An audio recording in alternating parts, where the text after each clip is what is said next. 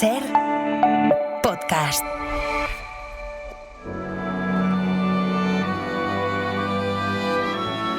Aquí comienza Sucedió una noche colección, una antología del programa de la SER dedicado al cine clásico. I wanna hide from the sun, I wanna live in the dark, I wanna go to the movies. Nobody's waiting outside, but I feel alright, 'cause I'm here on my own. I can kiss Marion and Jane, I can sing in the rain, I can be Superman. I'll never come out again.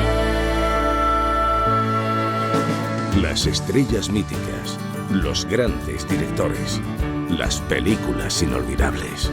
Dirige y presenta Antonio Martínez. Saludos y bienvenidos a este especial de Sucedió una noche colección que hemos titulado Momentos clave de la historia de Hollywood. Hemos reunido una serie de reportajes que giran en torno a hechos que marcaron decisivamente eso que se conoce como el Hollywood clásico o el Hollywood dorado, el que va desde los años 20 hasta finales de los 50 del siglo pasado. Por ejemplo, viajaremos al origen de los Oscar, los premios más importantes del cine. Señoras y caballeros, esta noche está llena de emoción. Es la gran noche de Hollywood, la presentación anual de los premios de la Academia. Vamos a hablar también de la censura en el cine americano, una censura que nació en los años 30 con el llamado Código Hays. ¿Y de verdad cree que la gente necesita ver tanto sexo? No es necesario. Ya, no. Sí, nos lo podemos imaginar. Recordaremos también la infame caza de brujas del senador McCarthy y las listas negras que crearon los grandes estudios. Todos los estudios hemos acordado por unanimidad despedir a los 10 de Hollywood sin indemnización con efecto inmediato. Ningún estudio volverá a emplear a un miembro del Partido Comunista ni a nadie que rechace colaborar con nuestra lucha contra esta amenaza. Y os hablaremos del Actors Studio, de su creador Lee Strasberg y del método, un estilo de interpretación que influyó decisivamente a la generación de actores de los años 50 y a muchos que vinieron detrás. Estoy un poco nerviosa. No seas tímida, Sheila, ven aquí. ¿Qué vas a representar? Una escena del Coloso en llamas. Además, entre reportaje y reportaje os iremos contando otros hechos que resultan hitos en la historia del Hollywood clásico. ¿Estáis listos? Pues empezamos. I wanna hide from the sun, I wanna live in the dark, and I'll never come back. El espectáculo está a punto de comenzar, pero no se alarmen ustedes, no les cobraremos la entrada.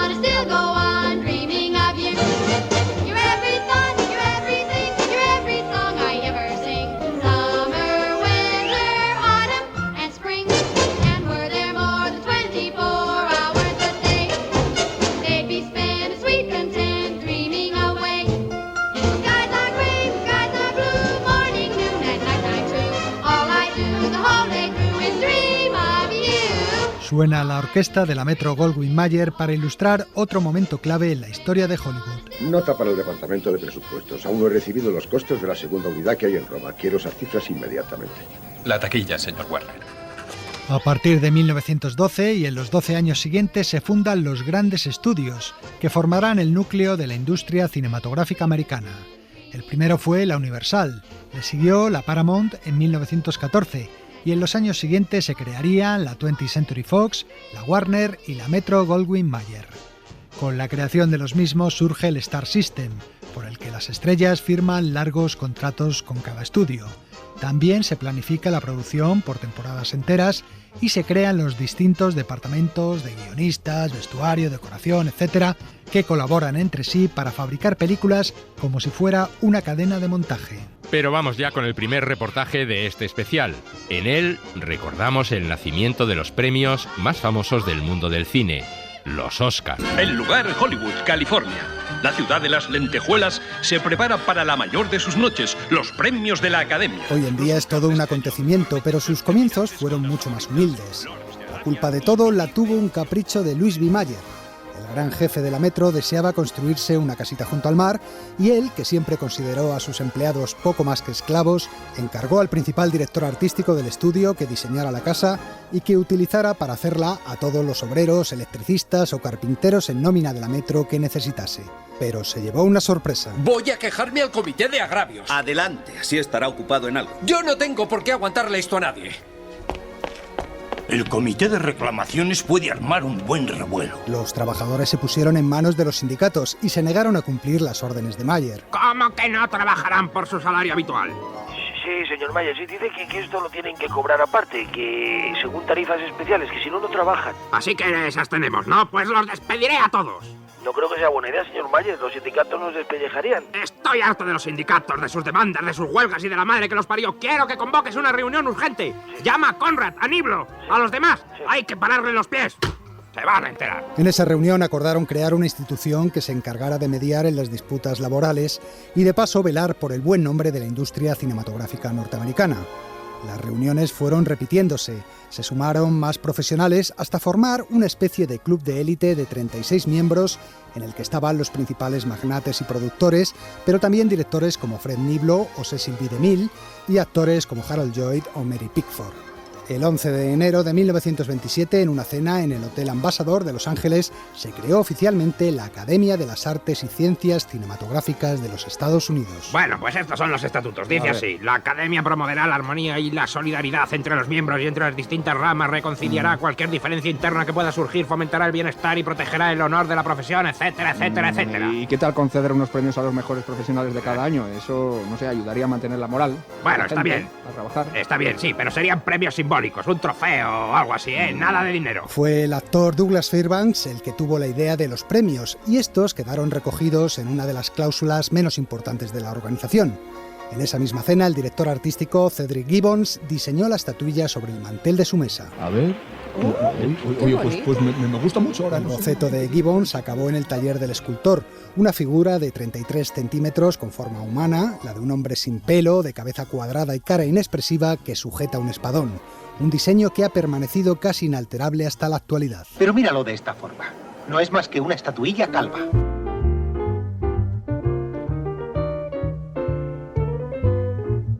La estatuilla todavía tardaría algún tiempo en tener nombre y hay varias leyendas al respecto. Una dice que fue un periodista que, harto de poner la palabra estatuilla en su crónica, la bautizó. Otra cuenta que el nombre se lo puso Bette Davis. Llegó a afirmar que ella había acuñado el término Oscar, ¿te lo puedes creer? Cuando le dieron el premio por Peligrosa en el 35, le dijo a la prensa que el trasero de la estatuilla le recordaba el culo de su marido. Su segundo nombre era Oscar, pero nadie le llamaba así. No era más que otro de sus inventos. Se llamaba Harmon, todo el mundo le llamaba Harmon. Pero la versión más difundida concede la paternidad del nombre a Margaret Herrick, la bibliotecaria de la Academia. No. ¿Cómo lo vamos a llamar Lumière? Pero hombre, no es tan descabellado teniendo en cuenta que los hermanos Lumière inventaron el cine, ¿eh? O sea, estamos en América, eran franchutes, bueno, muy lejos. Sí, Margaret. Estábamos aquí a ver si le ponemos nombre a la maldita estatuilla que quería. ¿Esta? Pero si se parece muchísimo a mi tío Oscar. Lo que nos faltaba. Igualitos, la misma cabeza, buque, iguales, pero iguales. ¿Sí? Pero volvamos a la primera ceremonia. Las películas que contemplaban eran todas las estrenadas en 1927 y 1928, y en la lista coincidían películas mudas con las nuevas habladas que estaban surgiendo a la estela del éxito del cantor de jazz. El auge del naciente cine sonoro había hecho que el número de espectadores pasase de los 57 millones semanales de 1927 a los 110 millones en 1929. Tenemos la suerte de estar en una ciudad que tiene 37 cines. Podemos elegir una buena película. Se decidió conceder 12 premios, más 2 especiales, aunque algunos no volverían a entregarse en las ceremonias siguientes, como director de comedia, efectos de ingeniería o mejores títulos de crédito. Con los años se irían añadiendo y quitando otras categorías. Han añadido 70 categorías más. ¿Mejor actor en una película con animales? Las nominaciones fueron escogidas por un grupo de 20 miembros de la Academia, mientras que los vencedores los decidían los 5 integrantes de la llamada Junta Central de Jueces, presidida por Louis B. Mayer. Esta junta, por ejemplo, decidió eliminar de la competición la película El Circo de Charles Chaplin, a pesar de haber sido nominada en 3 categorías, únicamente por su conocida rebeldía ante la industria de Hollywood. Las críticas fueron tales que al final decidieron otorgarle un premio especial por su versatilidad como actor, guionista, director y productor de El Circo.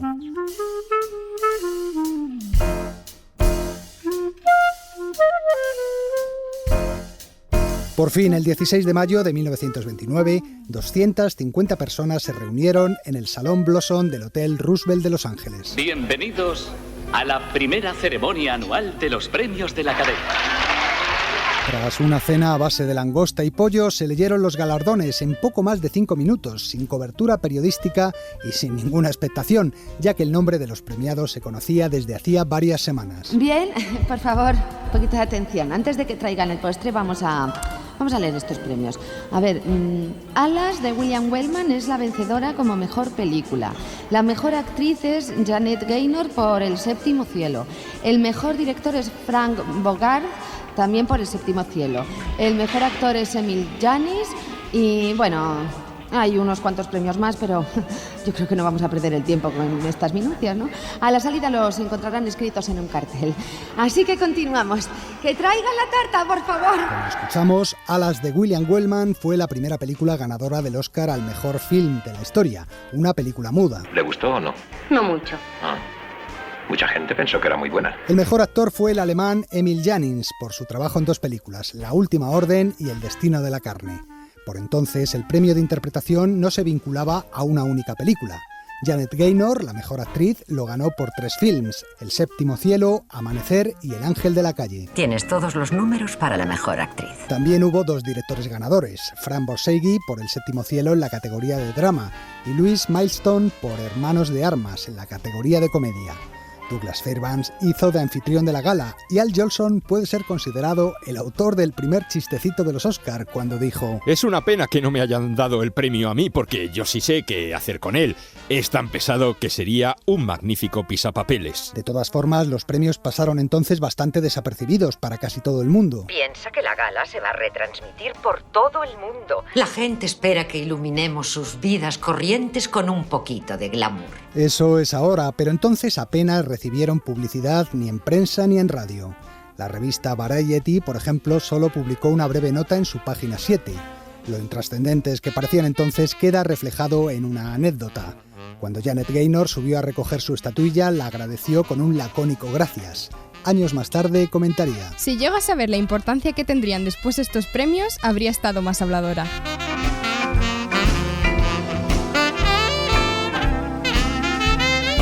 Sucedió una noche.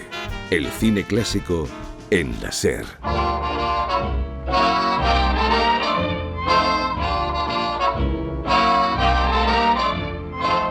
Everything seems lovely when you start to roam.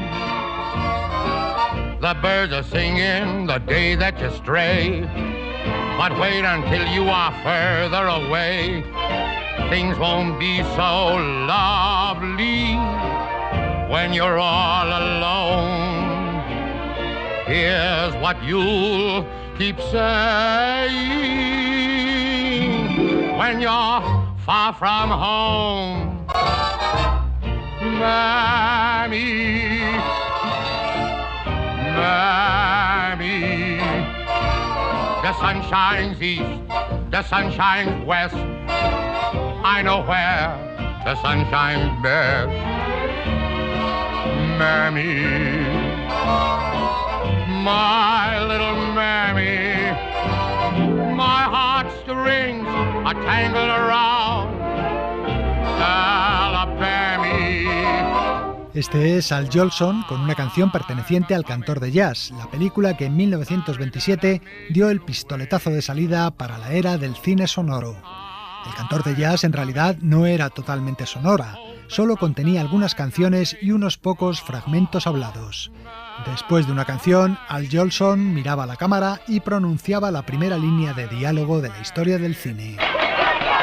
Wait a minute, you ain't heard nothing yet. Wait a minute, I tell you, you ain't heard nothing. Esperen un minuto, aún no han oído nada, decía Al Jolson. La frase fue premonitoria porque produjo una reacción en cadena. Todos los estudios se lanzaron a partir de entonces a producir películas parlantes. Pero continuamos con otro reportaje en el que vamos a hablar de censura, un hecho tan antiguo como el mismo cine. En algunos países como la Unión Soviética, la España de Franco o la Alemania nazi, la censura la ejercía el propio Estado, pero fue quizá el cine americano el más original al imponer la autocensura por parte de la propia industria cinematográfica. El nacimiento de la censura en Hollywood tiene nombre y apellido, William H. Hayes, y comenzó su labor en los años 30.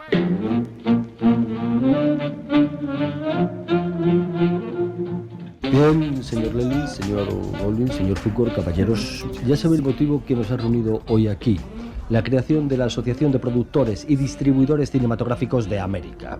A partir de hoy, esta organización velará por el correcto contenido moral de las películas que ustedes producen y limpiará el nombre de Hollywood de los escándalos que lo han ensuciado. El 15 de enero de 1922, los 8 jefazos de los principales estudios de Hollywood se sentaban en torno a una mesa. Diversos escándalos, como el del actor Fatih Arbakel, acusado de asesinato y de violación, habían empañado la imagen de Hollywood. En realidad, desde el nacimiento mismo del cine, todo tipo de moralistas habían alertado acerca de la influencia negativa del nuevo invento sobre los espectadores. ¡Basta! No estoy dispuesta a consentir inmoralidades en nuestras pantallas. Este espectáculo degradante y depravado ha de terminar ahora mismo. Los gerifaltes del cine no estaban dispuestos a que nadie pusiera en peligro su negocio, así que decidieron crear ellos mismos una sociedad que regulara la moralidad de las películas y de sus estrellas. La autocensura en el cine americano acababa de nacer. Al frente de la nueva organización colocaron a un tipo oscuro, presbiteriano y masón que había sido director de la campaña electoral del presidente Harding. Bien, señores, 8 votos a favor y ninguno en contra, de manera que el señor Will H. Hayes queda declarado como presidente de nuestra asociación. Enhorabuena, señor Hayes. El cine americano se había dado un jefe censor.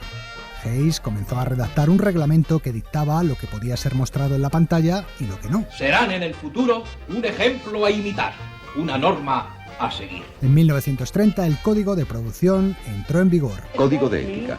Los besos excesivos o lascivos, los abrazos lascivos, las posturas y gestos sugerentes no habrán de ser mostrados. En general, la pasión deberá ser tratada de forma que las escenas no estimulen al amante y a los principios básicos. La desnudez total jamás será permitida. Esto incluye la desnudez total o siluetas. El Código Hayes especificaba los límites que debía observar toda película americana en lo relativo no solo al sexo, sino a otros temas. Por ejemplo, preocupaba mucho el mal ejemplo que daban a los jóvenes los gángsters de las películas. Nos enseñaste a engañar, matar y robar. Si no hubiera sido por ti, quizás hubiéramos sido honrados. Y otros temas delicados como el adulterio, la religión, el matrimonio entre distintas razas, la prostitución o el uso excesivo del alcohol. El alcohol guió la mano que mató a Lincoln. El alcohol media en la trata de blancas. Roba la virtud de 60.000 muchachas americanas cada año. Se decía que en realidad no existía censura impuesta, ya que los directores podían acatar o no estas normas. Lo que le estoy diciendo es por su bien. Y si me hace caso, no tendrá que arrepentirse. Solo había un problema. Si no se conseguía el sello de aprobación de la oficina Hayes, la película nunca sería distribuida, ya que las compañías que habían formado la asociación controlaban todas las salas del país. Así que, en la práctica, todos los cineastas, como recordaba el director George Sidney, se veían embutidos en un rígido chaleco de reglas del que era muy difícil escapar. Cuando había una escena de un beso, no se podían tener los labios juntos por más de 8 segundos. Bueno, ya sabe, es una especie de salto corto como nosotros lo llamamos. Y tenías que salir de aquel beso con los labios cerrados. Y así, cuando yo estaba filmando una escena, había una mujer con un cronómetro para indicarme que eran 5, 6, 7... ¡Fuera, fuera! De acuerdo, corten, corten. Mantengan los labios juntos. Las normas del Código Hayes eran muy precisas. ¿Sí? Ah, hola, señor Hayes. Sí, ya hemos recibido su carta, sí. No se preocupe, yo se lo recuerdo a mi jefe. ¿Qué pasa ahora? Will Hayes, por ejemplo, advertía a los directores que los carteles de las películas no podían incluir fotos de parejas tumbadas. Los actores debían estar de pie. Otro ejemplo de lo estricto del código era el asunto de los escotes. Solo se podía enseñar 2,5 centímetros en un primer plano, aunque si la toma era de lejos se permitía mostrar hasta 4 centímetros. Solo son pechos, y la mitad de la humanidad los tiene. Dan leche, tu madre también tiene y habrás visto miles de ellas. ¿Por qué tanto revuelo?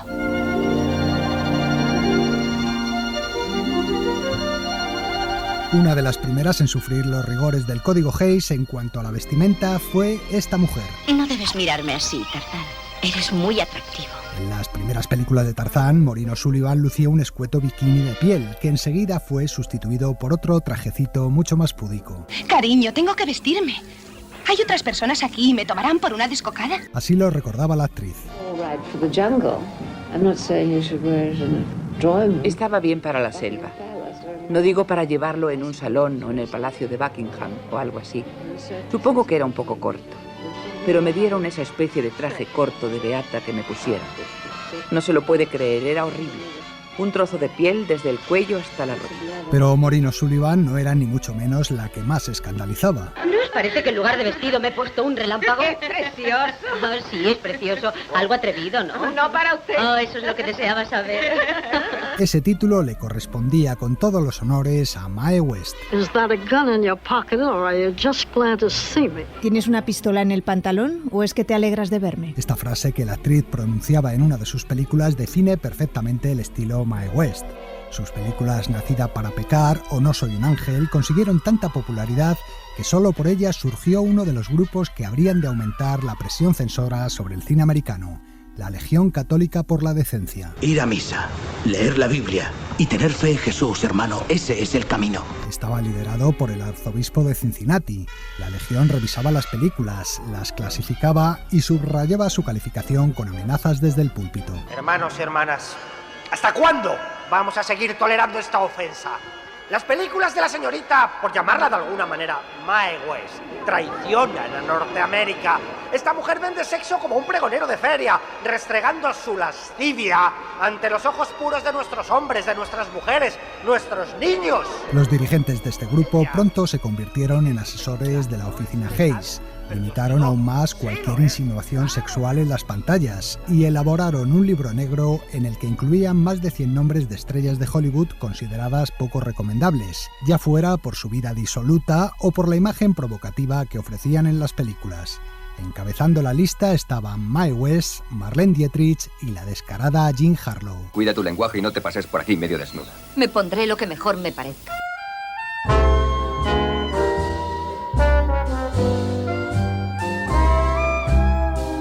Otra de las obsesiones de la oficina Hayes era que las películas transmitieran al público el mensaje de que el delito nunca es rentable. Ya has visto en la película, al final los trincan a todos. El código insistía en que los zampones debían morir antes del final de la película.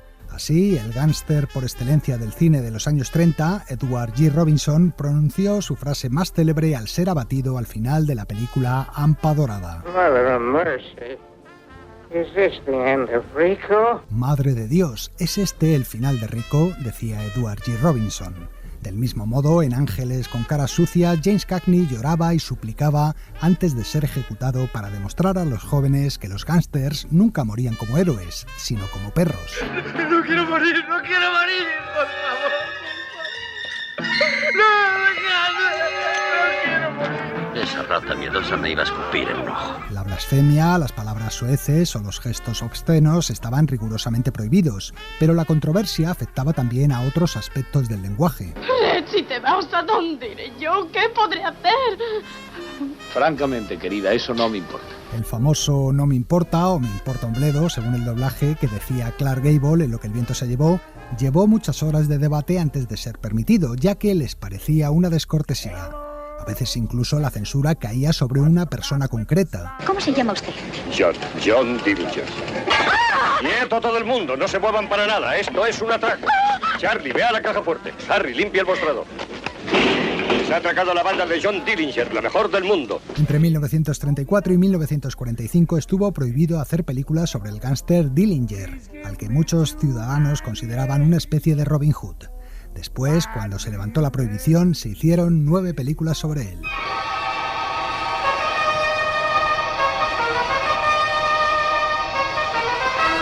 Estas normas y otras muchas que hoy nos parecen ridículas se mantuvieron en vigor durante casi 40 años, haciendo que los directores exprimieran su ingenio para esquivar las prohibiciones. Por ejemplo, como los besos solo podían durar unos pocos segundos, en Encadenados, Alfred Hitchcock, cronómetro en mano, hizo que Cary Grant e Ingrid Bergman se besaran durante 2 minutos y medio a base de pequeños besos pero continuos, en una escena que desprendía mucho más erotismo que un beso de amor convencional. Así lo contaba Ingrid Bergman. Cary y yo nos besábamos, hablábamos, nos separábamos un poco y volvíamos a besarnos. Luego se interponía el teléfono entre nosotros. Oiga, ¿Palace Hotel? Y nosotros nos desplazábamos de un lado a otro del teléfono. Aquí T.R. Devlin. ¿Hay algún recado para mí? Era un beso que, por así decirlo, se abría y se cerraba. Pero los censores no podían cortar la escena porque en ningún momento nos besábamos más de 3 segundos. Hacíamos otras cosas, eso sí. Nos mordisqueábamos la oreja y nos dábamos un beso en la mejilla, de modo que parecía interminable. A partir de finales de los años 40, el Código Hays empezó a relajarse, levantando algunas restricciones. Uno de los hitos que marcó el principio de su fin fue el estreno de esta película. Richie, tengo tu puesto. Fijador de carteles. Debes presentarte al centro profesional. Vaya, por fin. Acuérdate de llevar la bicicleta. ¿Necesitas la bicicleta? Está puesto en el contrato. En 1950, el distribuidor americano del Ladrón de Bicicletas se negó a hacer los 2 cortes propuestos por la censura. La película fue exhibida sin el sello correspondiente y ganó, pese a todo, el Oscar al mejor film de habla no inglesa. La oficina Hays había quedado desautorizada. Finalmente, en 1968, el código fue sustituido por un sistema de calificación de películas. Curiosamente, la misma asociación de productores que había implantado la autocensura anunció el nuevo sistema con un manifiesto en el que se decían cosas como esta. La censura es una actividad odiosa. Nos oponemos a la censura de los gobiernos porque es ajena a la tradición norteamericana de la libertad. A partir de 1968, las películas se clasificaron en 4 categorías. G para todos los públicos, M para audiencias maduras, R prohibida a menores no acompañados y X prohibida a menores en todos los casos. Desde ese momento la censura la ejercieron los propios directores, eliminando escenas para que la película no fuera condenada a una calificación que le impidiera la distribución en los grandes circuitos comerciales.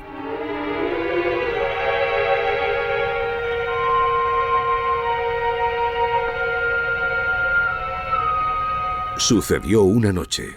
El cine clásico en la SER.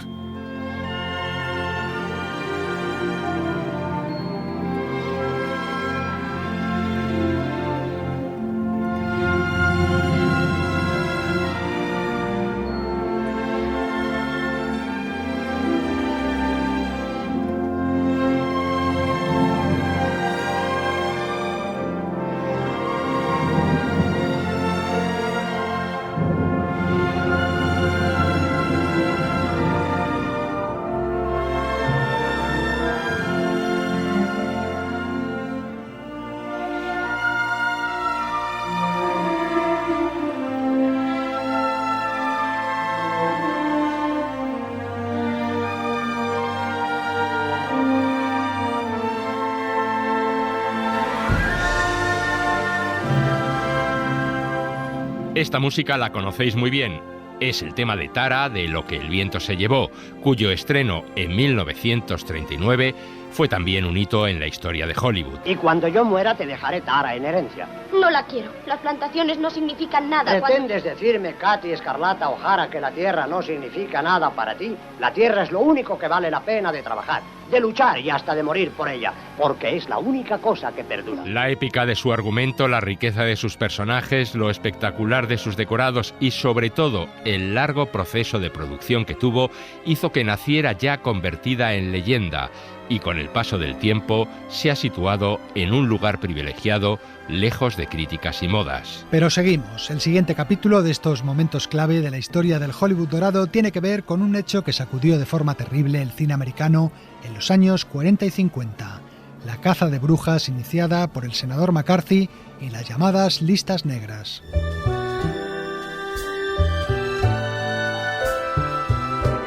La llamada caza de brujas comenzó en Estados Unidos después de la Segunda Guerra Mundial. Van a venir, eso seguro, a investigarnos como comunistas subversivos. Lo que quieren es conseguir votos uniendo sus nombres a los astros de la pantalla.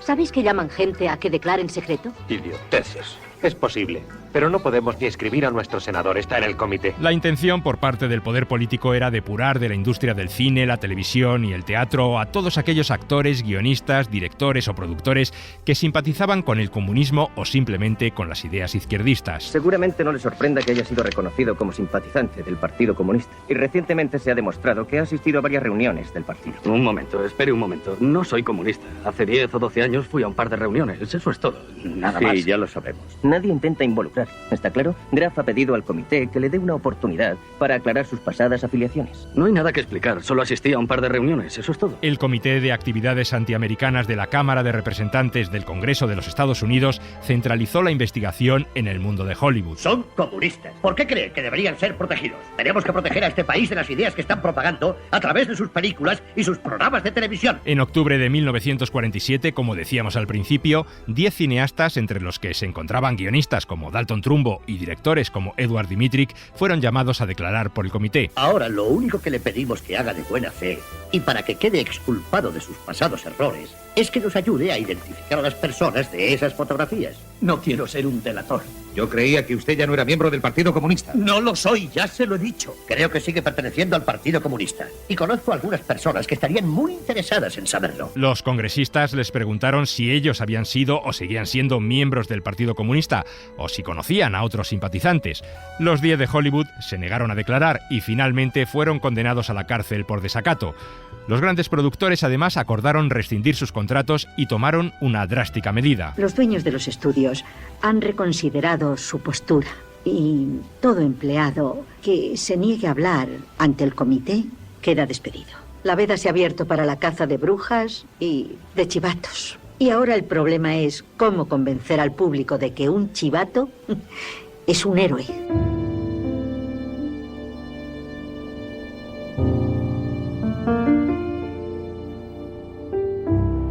Entre los que colaboraron con el comité se encontraban productores como Louis B. Mayer, Walt Disney o Jack Warner. Ronald Reagan era el presidente del sindicato de actores. Fueron los llamados testigos amistosos. Para ellos, los 10 de Hollywood habían sido unos idealistas sin sentido de la realidad. Que esos hombres y sus familias no conseguirán nada ni van a cambiar nada. ¡Nada! Y que después de la cárcel, después de 5 o 6 años de ostracismo, si le conviene a algún productor fascista contratar a un escritor comunista para salvarse porque su película va mal, lo hará y el otro aceptará. Rodarán películas, comerán juntos, jugarán al tenis, flirtearán con sus mujeres. Así que ¿para qué diablos ha ido a la cárcel? ¿Para qué? ¿Para jugar a la política? Algunos de los que colaboraron con el comité, como John Wayne, lo hicieron por motivos ideológicos. Creían que apoyaban a su país en la lucha contra el comunismo y la Unión Soviética en el comienzo de la Guerra Fría.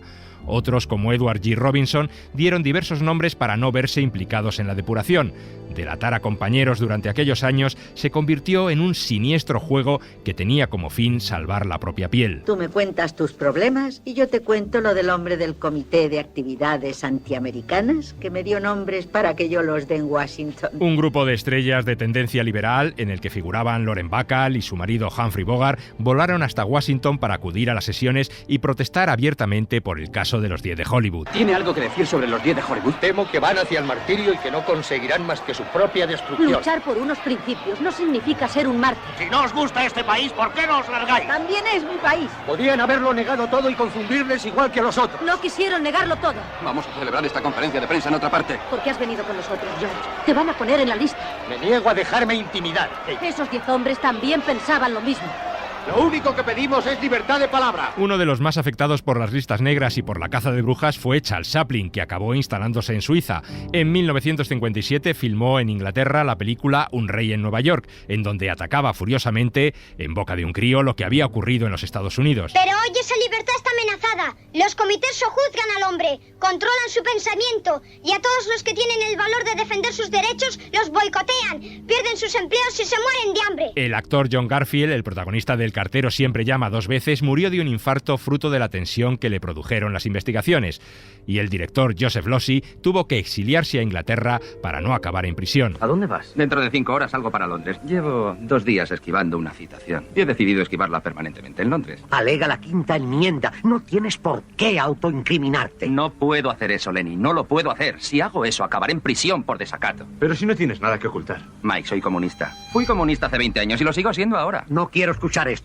Pues ya lo has oído. No he oído nada. ¿Tú has oído algo? Yo no he oído nada.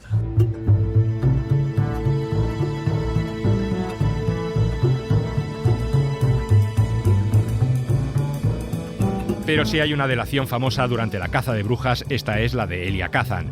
A finales de 1951, el director de Al Este del Edén recibió una citación para acudir a declarar en sesión secreta ante el Comité de Actividades Antinorteamericanas. Al final, el director acabó dándoles lo que buscaban, los nombres de sus antiguos compañeros del Partido Comunista al que Kazan había pertenecido durante 19 meses, entre 1934 y 1936. Así lo justificaba hace años el propio Elia Kazan. Fui miembro del Partido Comunista durante año y medio. Su filosofía era hacer una América mejor o cambiar América.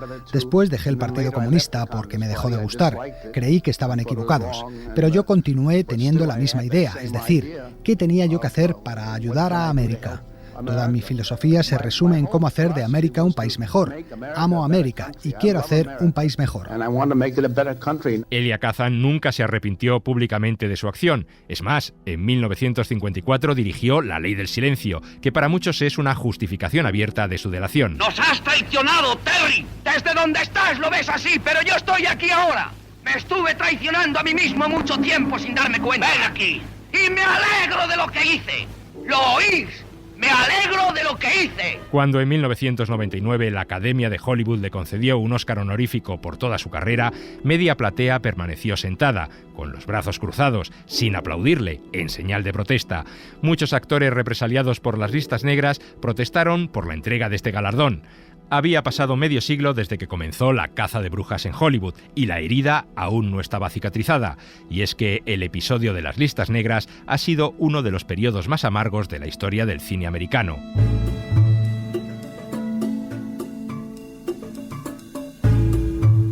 Sucedió una noche. El cine clásico en la SER.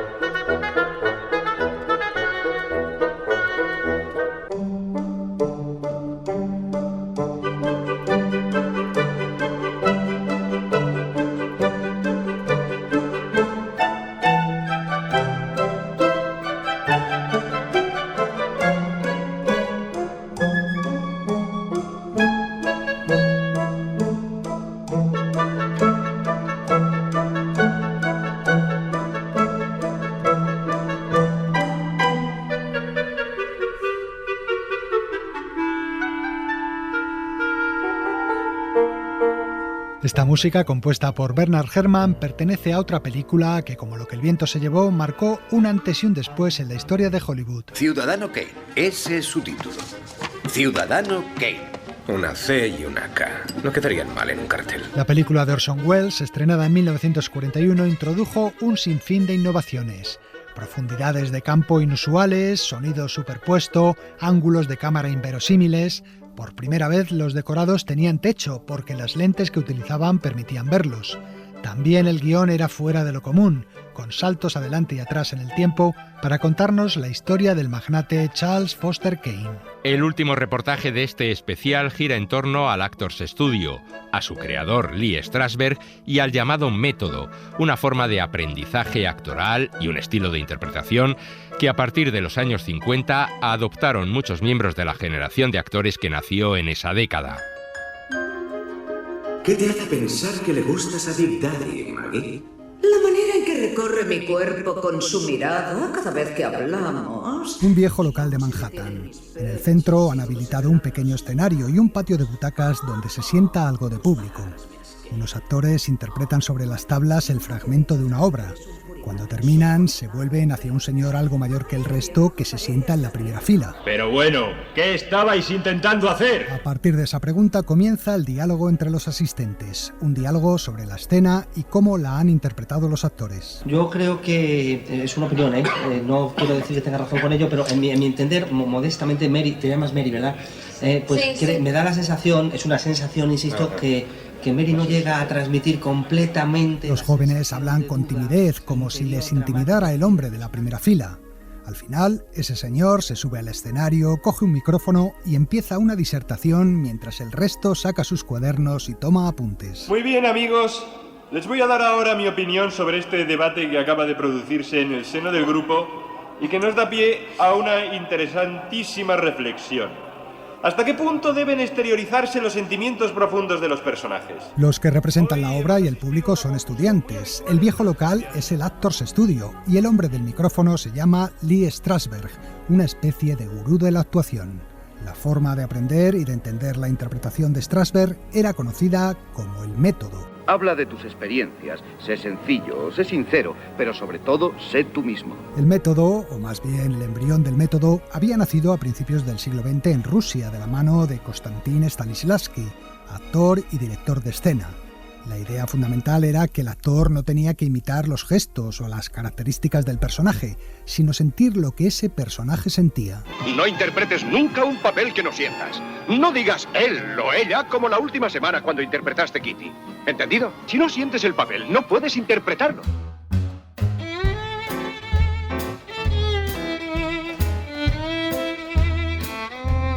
Lee Strasberg vio la luz el día en que con 20 años asistió en Nueva York a una representación del Teatro del Arte de Moscú de Stanislavski, que realizaba una gira por los Estados Unidos. Strasberg se quedó asombrado al ver cómo los actores no tenían ningún problema en actuar dando la espalda al público y se comportaban en escena como gente real y no como actores. Cuando encontré aquello, mi interés por el teatro se avivó por primera vez. Era algo que había hecho cuando era adolescente, pero no me interesó profesionalmente hasta que esa obra encendió algo dentro de mí, y creo que desde entonces es lo que he tratado de hacer por otras personas. Lee Strasberg había nacido en Ucrania, pero había emigrado con sus padres a Nueva York cuando era un niño, y en efecto, desde ese mismo día decidió dedicarse al teatro, trabajando como actor y director de escena. Pero el teatro convencional no le gustaba. ¡No! ¡Ella no seguirá viviendo! ¡No! Mi corazón está lleno. Esta violencia de tan mal gusto, esta falta de mesura. No, decididamente no me gusta Shakespeare. Él deseaba un teatro más realista y comprometido, y así en 1931 se convirtió en uno de los fundadores del llamado Group Theatre, una compañía en la que había gente como el actor John Garfield o los futuros directores Elia Kazan y Nicholas Ray. El Group Theatre se inspiraba en el teatro soviético y llevaba a los escenarios obra de compromiso político y social. Has escrito algo rompedor.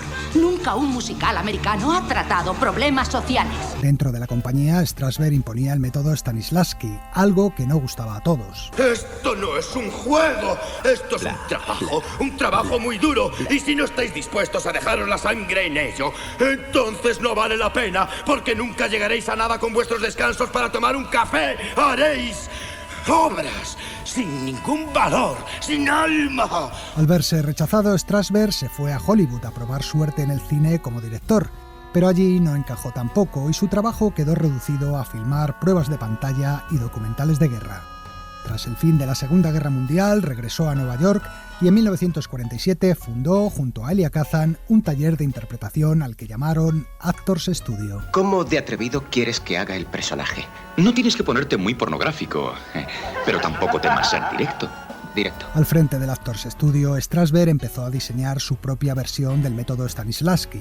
Había que llegar a sentir lo que siente el personaje, y para ello el actor debía buscar en su vida y en sus propias experiencias un sentimiento parecido. Si algo impedía llegar a ese sentimiento, había que superarlo. Lo contaba una de sus alumnas, la actriz Ellen Burstyn. Él te hacía preguntas y era como si tu respuesta fuese un hilo de nuevas preguntas una tras otra hasta que llegaba más y más profundo en tu interior y finalmente alcanzaba el punto donde eras frágil y estabas expuesta y desde ese punto debías actuar. Aquello se parecía mucho al psicoanálisis. Le gustaba llegar a lo que Strasberg llamaba memoria afectiva, una especie de regresión en tu vida para encontrar esos momentos parecidos a los que el actor representaba en la obra. Eli Wallace. Una vez le dije a Lee, lo que haces es peligroso, no debes practicar la psiquiatría sin licencia. Eli Wallace fue uno de los muchos actores que pasaron por el Actors Studio. Y Marlon Brando, Paul Newman, Montgomery Clift, Geraldine Page, Steve McQueen, Karl Malden, Jane Fonda o Martin Landau. Escuchamos a este último. Todo actor en Nueva York quería pertenecer al Actors Studio. En el año en el que yo hice la audición para entrar, había unos 2.000 aspirantes. Steve McQueen y yo fuimos de los poquísimos aceptados. Nos sentíamos parte de algo nuevo y excitante. De hecho, había cierta energía especial que se sentía al entrar en la clase.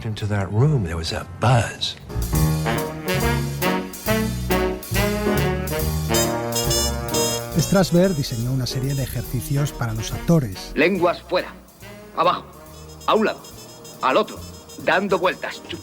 Algunos eran técnicas de preparación para la actuación o de relajación.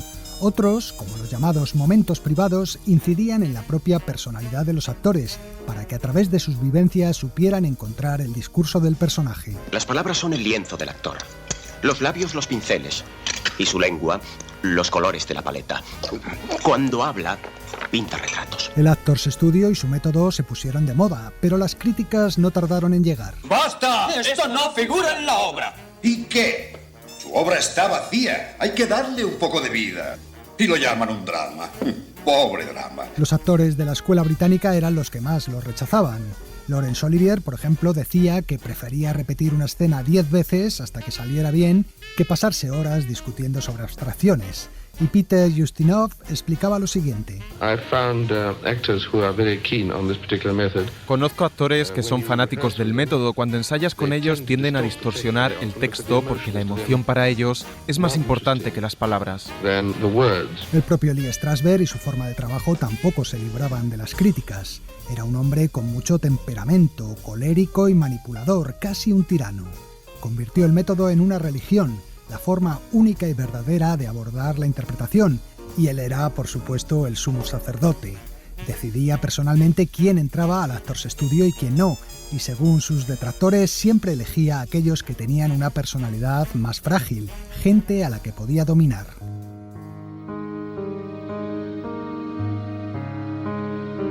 Marilyn Monroe fue, por ejemplo, una de sus favoritas, ante la sorpresa de muchos. Enseñar a Marilyn a actuar es como enseñar urdu a un maldito tejón. Strasberg no estaba de acuerdo, pensaba que su conocida niñez problemática había creado una poderosa reserva emocional que permitiría desatar todo su potencial dramático. Así lo recordaba el actor Ben Gazzara. Estaba almorzando con Lee en una cafetería y de repente me dice: tengo una idea, Ben, creo que tú y Marilyn seríais una pareja interesante en Macbeth. Tenía una salchicha en la boca y casi me ahogo al oír eso. Marilyn se sentaba a mi lado en clase y no soportaba oírla decir ni buenos días, así que no sabía cómo ella podía ser Lady Macbeth. Esa era la otra cara de Lee. Cuando se enamoraba se volvía ciego y estaba enamorado de esa chica. No quiero decir romántica o sexualmente, pero enamorado de alguna forma. Sentía que ella podía hacer cualquier cosa, pero en realidad no estaba preparada, y creo que eso confundió a Marilyn. Lo cierto es que la actuación de la actriz adquirió una profundidad nueva gracias a las enseñanzas de Strasberg. A partir de Bus Stop, la primera película que rodó tras unirse al Actors Studio, el público pudo ver a una Marilyn más introspectiva, que daría su mejor versión en Vidas Rebeldes de John Huston. ¿Por qué está tan triste? Creo que no he conocido una mujer más triste que usted. Es el primer hombre que me dice eso. Siempre han dicho que soy muy alegre. Paula Strasberg, la mujer de Lee, se convirtió en una especie de segunda madre para ella y la acompañaba a todos los rodajes, algo que disgustaba enormemente a los directores, ya que Marilyn solo atendía las instrucciones de Paula. Laurence Olivier, por ejemplo, que la dirigió en El Príncipe y la Corista, llegó a desesperarse durante el rodaje. Creo que dirigir una película debe ser casi el mejor trabajo que jamás se ha inventado. Pero Marilyn me ha curado de querer hacerlo otra vez.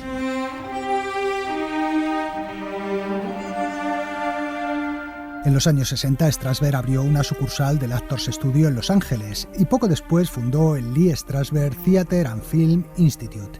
En esos años emergió una nueva generación de alumnos que se convirtieron también en estrellas. Dustin Hoffman, Robert De Niro, Al Pacino, Harvey Keitel o Sally Field. Cuando la gente bromea sobre el método, les digo que yo sigo utilizándolo. Lo usé cuando hacía Norma Rae, pero también cuando hago películas comerciales y comedias tontas. Soy en esencia una actriz del método. Preparo todos mis papeles usando las técnicas que me enseñaron y de esta forma nunca pierdo la esencia del personaje. Se trata de ser ese personaje para que no actúes. sino que te comportes como él. Uno de estos alumnos, Al Pacino, convenció a Coppola para que le diera un papel a Strasberg en la segunda parte del Padrino. Él era el gurú de la actuación sin importar si era cierto o no. Esa era su reputación y de pronto le pedíamos que actuara en algo muy comprometido, pero no se lo pensó. Al momento dijo, lo haré. En El Padrino 2, Strasberg daba vida al gángster Hyman Roth. Eres un joven inteligente y reflexivo. Y usted un gran hombre, señor Roth. Tiene mucho que enseñarme. Lee Strasberg fue nominado al Oscar al mejor secundario y, animado por las buenas críticas, decidió iniciar a sus 70 y tantos años una carrera de actor en Hollywood. Aunque solo le daría tiempo a participar en 3 películas más. Ganó en Venecia el premio al mejor actor por su papel en Un golpe de estilo de Martin Brest. Hizo de superviviente del Holocausto judío en El puente de Cassandra. Ese puente de Cassandra, ¿lo ha cruzado alguna vez? Ya todo es igual. Lo que está pasando es designio de Dios. Quiere que vuelva al campo de concentración donde mi mujer y mis hijas murieron. Y de abuelo de Al Pacino en Justicia para Todos. Eres buen abogado. Eres honrado. Pues no lo sé. 2. La honradez no tiene mucho que ver con ser abogado, abuelo. Vamos a ver. Si no eres honrado, no eres nada. 2. Tú me educaste. Pacino precisamente estaba presente al pie de su cama el 17 de febrero de 1982, cuando Lee Strasberg falleció víctima de una crisis cardíaca. El Actors Studio y el Instituto de Cine y Teatro Lee Strasberg continuaron sin él, y hoy en día su método forma parte de la preparación de muchos actores, y sus ejercicios se practican como rutinas de gimnasio. Sentid el suelo bajo vuestros cuerpos.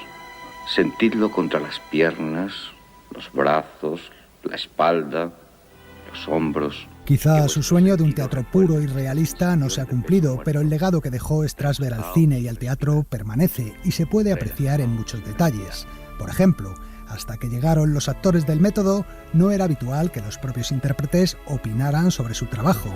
A partir de entonces, en cambio, empezaron a participar en la creación de sus personajes, aunque ello crispara a más de un director. Estupendo, Michael, magnífico, pero ¿podrías acercarte al centro del escenario al decir esta última frase y luego morirte? ¿Por qué? Porque los espectadores de la izquierda no te ven. ¿Quieres que me levante y vaya tranquilamente hasta el centro del escenario mientras estoy moribundo? Ya sé que es un movimiento un poco extraño, pero tenemos que hacerlo. ¿Por qué? Porque lo digo yo, así que hazlo.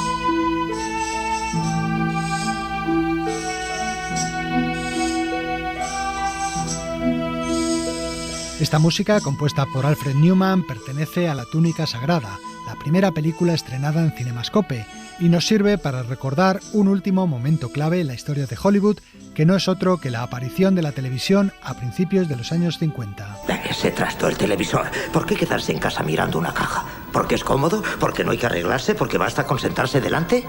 A quedarte solo en tu salón se le puede llamar espectáculo. La televisión era un competidor temible para el cine y Hollywood reaccionó ofreciendo cosas que la pequeña pantalla no podía darle al público, como grandes películas épicas con colosales espectáculos de masas y nuevas formas de proyección como el cinerama, el cine en 3 dimensiones o el cinemascope. La túnica sagrada, como decimos, fue la primera película estrenada en Cinemascope, pero la primera en filmarse en Cinemascope y que se estrenó más tarde fue la comedia Cómo casarse con un millonario, con Lauren Bacall, Betty Grable y Marilyn Monroe.